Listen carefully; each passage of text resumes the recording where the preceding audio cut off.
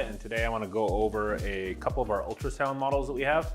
A couple of things I want to focus on today is just kind of showing you two of the different models, the differences between the two, so the vein configuration in each one of those, show you how they can be used, tell you a little bit about maybe how some of our customers use them, and then I'll answer some of the frequently asked questions that we get about the models, including care and longevity and things like that. So starting out, we have a few different models. I don't have all of them here, but this is going to be pretty consistent across all of the ultrasound models, at least the ones for vascular access. So we have here our 705 and our 707 vascular access Phantoms. Both of these are going to be the same material, same everything with the exception of the vein configuration. So one thing is, on the cover of both of them, you're going to see a little kind of like a see-through diagram, a transparent shot of what the product is. That's going to show you the vein layout in each one. So you can see on the 705 here, it has 3 different veins. It has a small and a large vein, and then it has a third vein, which is kind of a medium-sized vein that does bifurcate into 2 smaller vessels. And then on the 707, same type of image right here. This one has 4 veins with one of them bifurcating into 2 veins. So one of the things you can do on the models is on the end of them, there's going to be little dots. And on this one here, the 705, you'll see those 3 dots right there. And then if I take the 707 out, let's see here, on this side. So on this side here, you'll see 4 different dots on the end. Those dots are going to represent the center of each one of the vessels. So on the 707, you can see here, that one there, I believe, goes to the bifurcated vein. So it's going to be a single there. That vein is going to bifurcate in the center somewhere. We'll go over that in just a little bit. And then the same thing on the 705. You've got that's going to be the smaller vessel, the larger vessel down on this side. And then in the middle here, this is going to be the bifurcated vein. So again, that's going to have dead center of each one of those vessels. So it shows you not only where they are, the depth of them, but it also is helpful when we get a little bit later into this talk and we start going about the care about each one of these products. So with these models, different vein configuration is obviously going to be one of the things that you want to keep in mind when you're looking at which one you want to order. It does come in light and dark skin. And then after you have the model, it's kind of the thing of what are you going to use the model for?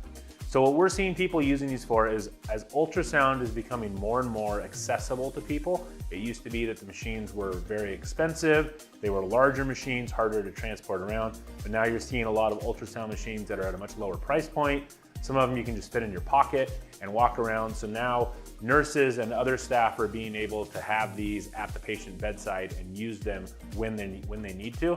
And they're able to use them for things like starting an IV. So that's what this model is really geared towards. It's that nurse that has never used ultrasound before and is maybe going to be starting to use it or wants to look at using it, and how do you do it? So with the model, we have our ultrasound machine set up right here. This is going to be one of those lower price point machines, but they are great for accessing. Let's go ahead and do the 705. So we'll put some ultrasound gel on it. So you're going to use this just like you would with an actual patient. There's not going to be any difference. We're going to go ahead and we're going to look at each one of these vessels so you guys can kind of see what they look like.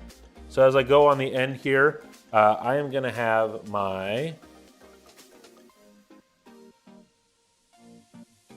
that is going to be my smaller vein that is more superficial. So the top of the vein is about ½ centimeter down. Center of the vein, maybe close to 3/4 of a centimeter down, so 7 millimeters. So that's the vein. So the first thing you can do is, how do I just find veins on there? How do I image that? And as we go across here, we're gonna see our bifurcated vein.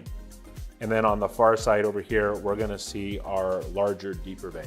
So the first thing, again, how do you just move the probe around? How do you adjust the settings on whatever system you're gonna be using? All of those things that for anyone that's never used ultrasound, it's kind of confusing and can be kind of tricky to figure out. After you found your vein, how do you actually image up and down the vessel? So as we find this large one here, and just because it's easier to see, I can just go up and down. And again, it's just how do you image that whole thing and trying to keep it exactly center as you're moving up and down the vein. Now, as we go back to this center vein here, this is going to be our bifurcated vein. So there we can see it's a medium-sized vein. It's a little bit smaller than our large vein, it's bigger than our small vein.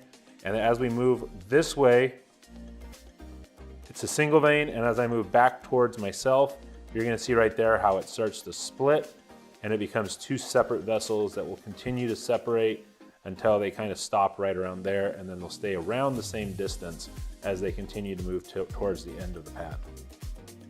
And on the far side over here, again, we have that small vessel that, again, as we image it this way, nothing's gonna change. It's gonna stay very consistent in its depth and its size.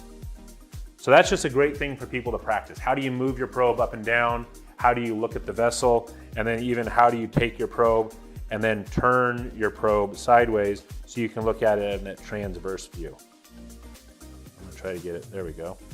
So how do you do that? And then again, how do you move up and down the vessel that way? So just that hand-eye coordination, it's extremely tricky for some people. Some people pick it up naturally, but a lot of people that we see and a lot of people I've talked to, they say as they're training on ultrasound, that can be really tricky, and it's nice for them to just practice. And that's certainly something you can do on the model. You could also do that on your own arm or somebody else's arm, as you're not gonna do any damage to anyone. It's just imaging. But the next thing you're gonna wanna be able to do is actually practice accessing that vessel. So whether you're practicing with the intent of starting an IV this way, or even looking at this, it's the same process if you're gonna be starting a PICC line, if you're gonna be putting a jugular line in. It's really finding that target and then getting the needle tip where you want it to be inside of that vein or vessel. So for that one here, we'll go ahead and we'll access the small vein here. So I'm gonna grab a shorter needle. I'm gonna try to get this to where it shows up on the screen.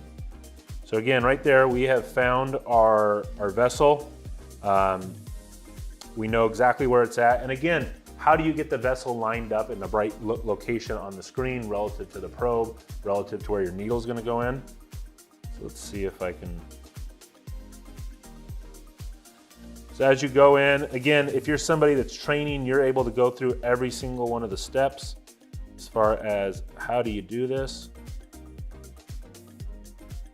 Oh, see, I went right through the back wall of it, so I'm gonna come back out. Right there, I can see my needle. So I can actually change to this view, which will be a little bit better. And right there, I can see, if I get the view correct, I can actually see my needle inside the vessel there.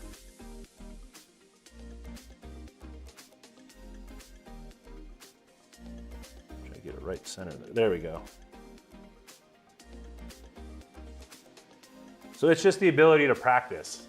That wasn't the world's greatest access there, but what is nice is that if I was somebody that knew how to train, I could go through the process, point out all the little tips and tricks, each one of the steps, how you want to find your needle point and follow it all the way in, how you can look at that needle as it enters the vein from the different angles.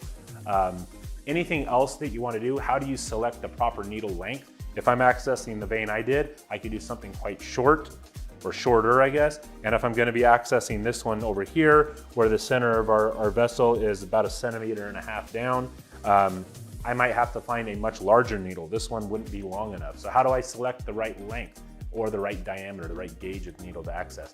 So what's nice is, again, if you're the trainer, you can go through, show somebody how to do it correctly. And then just like any of our other models or any of the other simulation models out there, what's really nice is the fact that the person that's learning is able to sit there and they're able to practice as long as they need to, whether that's a couple of accesses if they're just brushing up on their skills, or maybe they need to access 30, 40, 50 times to feel comfortable going from smaller vessels, larger vessels, more superficial vessels to deeper vessels. Practicing all those different techniques, getting the hand-eye coordination correct, learning all of the buttons and how do I change things, how do I change the depth that my ultrasound is looking at, how do I change the gain to maybe make it easier to see. If I have the ability to add grid lines or some of the needle tracking on some of these new systems, how do you use that, and is that something that I want to use?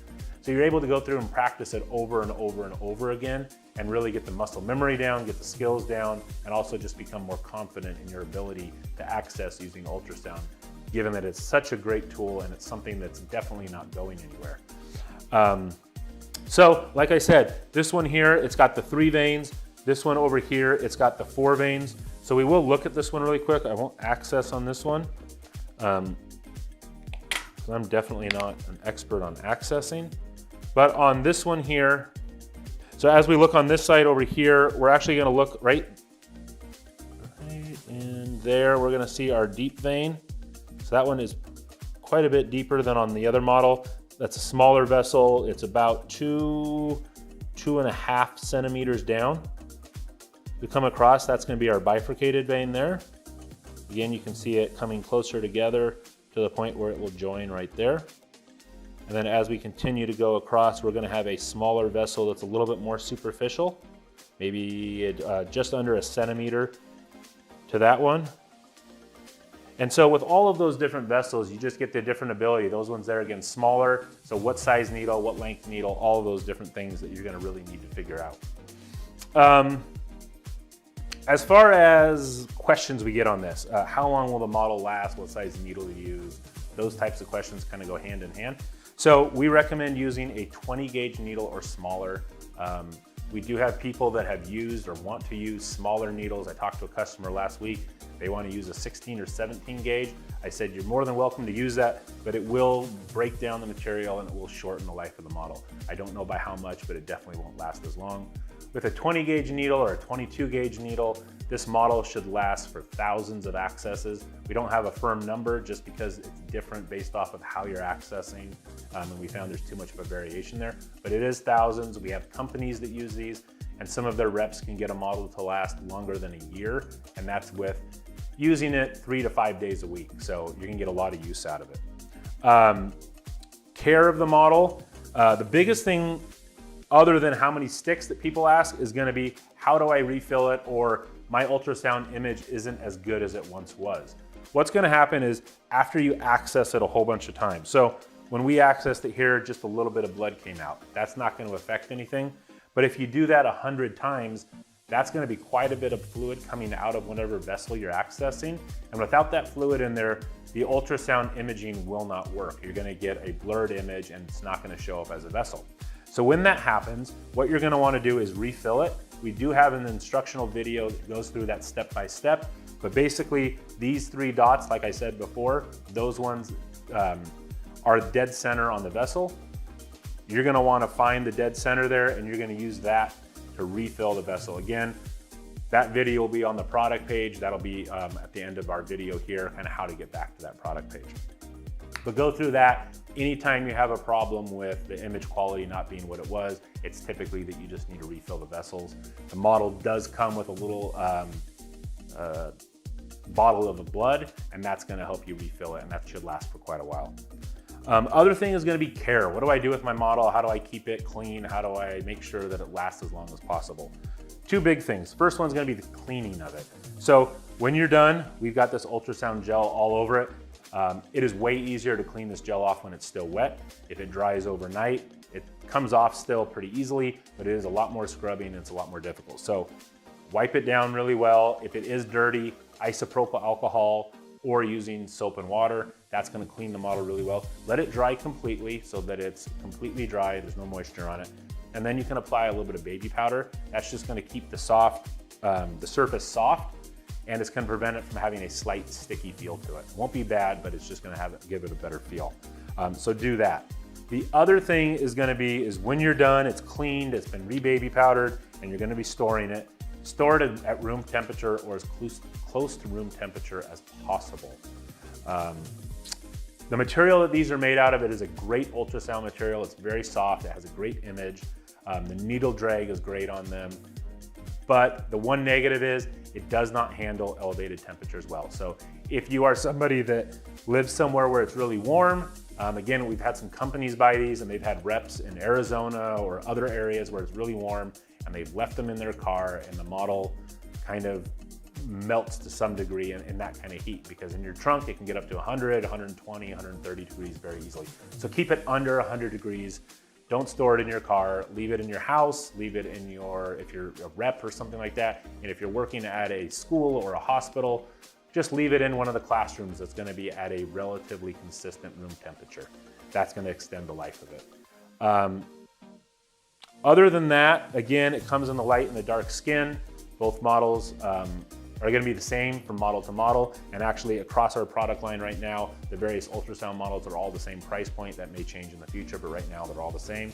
And just a really good model to give people the ability to practice that hand-eye coordination. And again, ultrasound's not going anywhere, So this is a good model for them to practice. And then also move on to the more expensive models. If you're doing something like putting an IJ in and you want to be able to practice that, those can be thousands of dollars for an insert. This one here, much less for the model. So you can maybe get some of your initial practice in here and then extend the life of that more expensive model by reducing the number of times it needs to be accessed. So